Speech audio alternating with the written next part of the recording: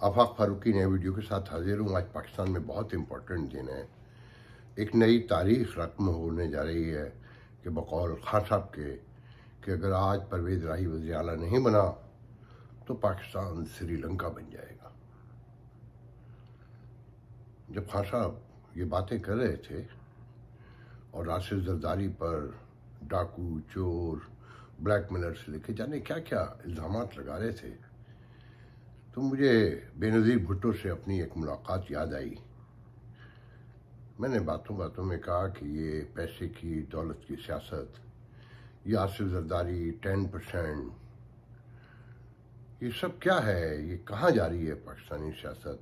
और peoples party जिसने इतनी कुर्बानियाँ दी, एक आइडियलिस्टिक पार्टी, गौर से सुनती नहीं। उस वक्त उनके चेहरे पे बड़ा हज़्न व मलाल, बहुत उदासी और बहुत कर्ब देखा मैंने। फिर कहने लगी किसने रखी ये बुनियाद, कौन लेकर आया ये पैसा। तो मैंने कहा राशिद जरदारी का नाम आता है। कहने लगी आफाक साहब आप यहाँ रहते हैं, कब छोड़ा आपने पाकिस्तान। फिर कहने लगी ये तासुब, ये पैसे की सियासत और ये गद्दारी के सर्टिफिकेट, हुब्बुल वतनी, ये सब नवाज शरीफ के थ्रू इस्टेब्लिशमेंट ने बुनियाद रखी। ये पैसा उसने इंट्रोड्यूस कराया और सबको पता है छोटी कौमियतों को बदनाम किया जा रहा है, इनको वफाक में आने से रोकने के लिए, खासकर पीपल्स पार्टी को आने से रोकने के लिए। तो मैंने उस वक्त बीबी से कहा कि बीबी तो आप ये चिल्लाकर ऐलान क्यों नहीं करती। कहने ये कौन सुनता है, पंजाब की आवाज़ बड़ी आवाज़ है, वहाँ के लोग एक ही बात को फॉलो करते हैं, हुब्बुल वतनी या गद्दारी। फिर जब खान साहब कह रहे थे कि मैं तो चाहता था ये सब अंदर हों, मगर जिनके हाथ में इख्तिदार था, जो इख्तिदार आला थे, जो पावर रखते थे, वो नहीं चाहते थे कि ये लोग अंदर हों, मैं बेबस था। तो फिर मुझे बीबी याद आई। एक बार बीबी क्या, ये तो नवाज शरीफ ने भी कहा कि मुख्तलिफ मौके पे ये बता रहे थे कि फ़ौज क्या क्या करती है, कैसे कैसे करती है और हुकूमत नहीं चलाने देती, जमहूरियत दिखावे की है। तो मैंने बेनज़ीर से भी पूछा था और नवाज शरीफ से भी पूछा मुख्तलिफ औकात में कि आप ये सब बातें इक़्तिदार में क्यों नहीं करते। तो बीबी ने तो कहा कि कौमी मफाद देखना होता है, मुल्क बचाना होता है, सिर्फ अपना इक़्तिदार नहीं होता है, मजबूरी होती है, उस वक्त के हालात होते हैं। और नवाज शरीफ ने कहा था कि पहली बार मैं बोला था, मैंने तो रेडियो पर खिताब भी किया था। सारी कौम को याद है कि जब मुझे पहली बार निकाला जा रहा था तो एक रात पहले मैंने सब कुछ कह दिया था। तो आज खान साहब उसी लहजे में बात कर रहे हैं, सब कुछ वही है, साफ कह रहे हैं कि अगर कल कोई गड़बड़ हुई, कोई बेईमानी चोरी हुई, कोई लोटे ख़रीदे गए, ज़मीर ख़रीदे गए, तो फिर मेरी कोई जिम्मेदारी नहीं है, रियासती इदारे और अवाम दोनों सुन लें कि फिर मुल्क श्रीलंका बन जाएगा। फिर अगली सांस में खान साहब कहते हैं कि आज डॉलर 250 का बिका है, जबकि डॉलर 240 और 242 तक का बिक रहा था। अल्लाह माल हफीज। मगर मुझे वो दिन याद है कि जब सेनेट में अपोजिशन के लोग तोड़े गए थे तो बहुत फखरिया कहा जा रहा था कि अपोजिशन के लोगों ने ज़मीर का वोट डाला है। तो आज मुझे अभी एक मुस्लिम लीगी बता रहे थे कि 2 दर्जन से ज़ायद बाज़मीर इन्वर्टेड कामा में गायब है। अब देखें कितने गायब रहते हैं, कितने सामने आ जाते हैं। मगर खान साहब ने तमाशा खड़ा कर दिया है कि जो जमहूरियत जिसमें चोरी, बेईमानी आर्ट के दर्जे पे है, खान साहब कहते हैं कि मेरी बारी ऐसा नहीं होगा।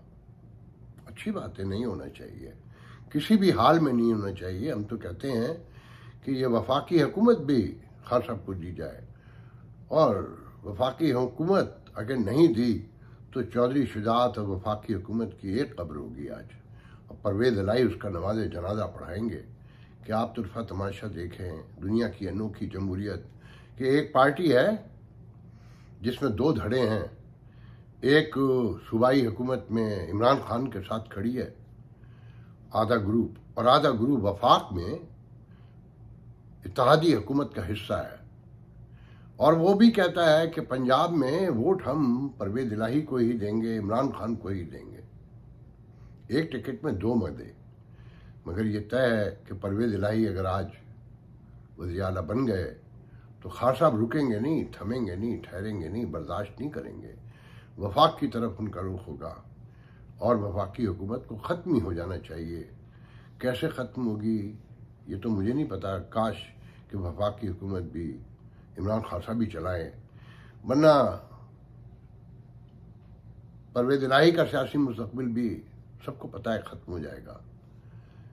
कि खान साहब जिस तरह प्रिवेल कर रहे हैं, अगले जनरल इलेक्शन में पंजाब में कोई काफ लीग को दो कौड़ी को भी पूछेगा,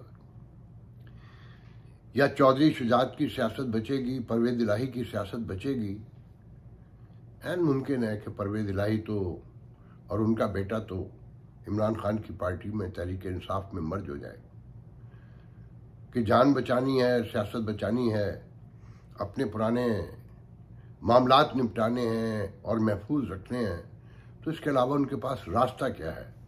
और ये भी कोई नहीं जानता कि अगले चंद दिन में ही ये सारा खेल मुकम्मल हो जाए, कोई मदाखलत हो जाए या नए इंतखाबात का ऐलान हो जाए कि ये मुल्क इस तरह तो नहीं चल सकता।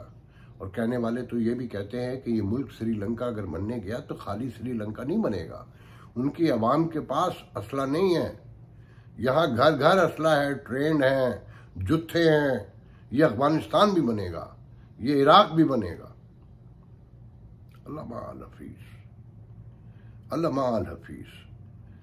फिर बीवी ने लाख कहा हो, लाख इल्ज़ाम लगाया हो, सच भी हो उसमें कुछ कि ये पैसा, ये तासुब, ये गद्दारी के सर्टिफिकेट कहीं से तारीफ करा गए, मगर उन्हीं का शौहर आज लाहौर में कह रहा था कि मैं भुट्टो का कारकुन हूँ, मैं पैसे की सियासत पे यकीन नहीं करता और हमजा पे पैसे क्यों लगाऊंगा।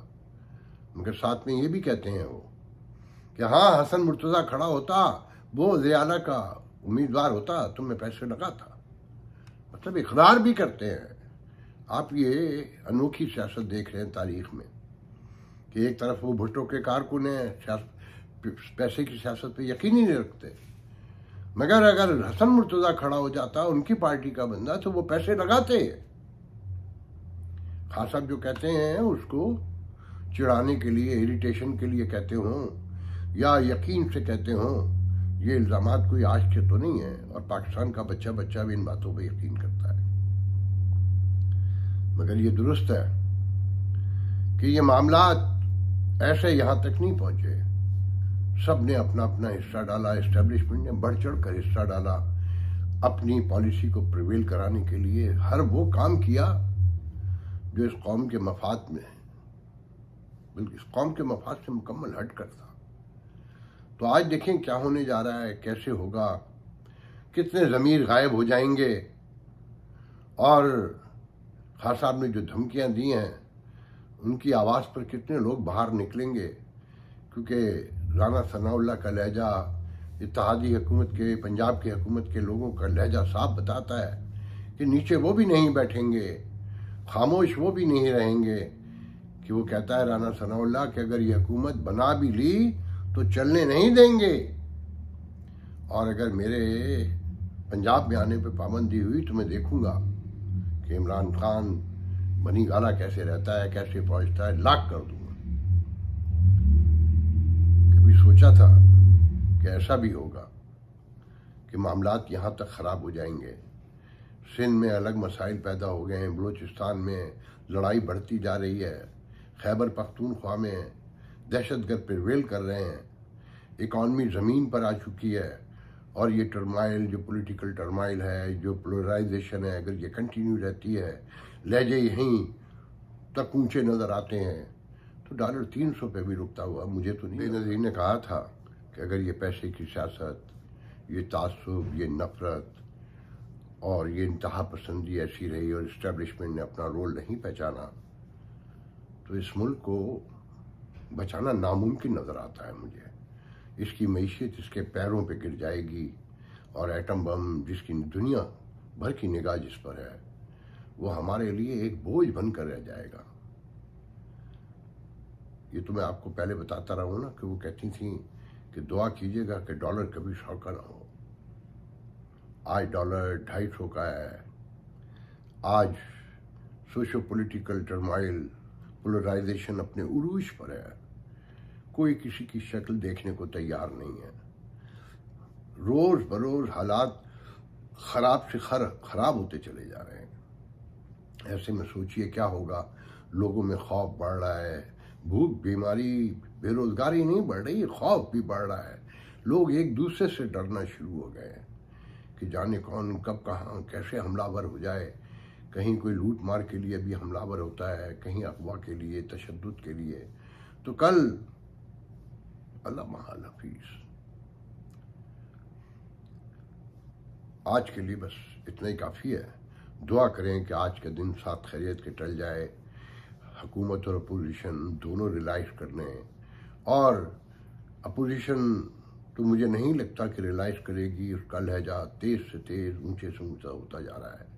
ये पुराने सियासतदान जो सारे खेल खेल चुके हैं उन्हें ही समझ में आ जाए कि अगर ये मुल्क है तो ही उनकी ये सियासी और माशी सारी आनियाँ जानियाँ उसी से रिलेट करती हैं।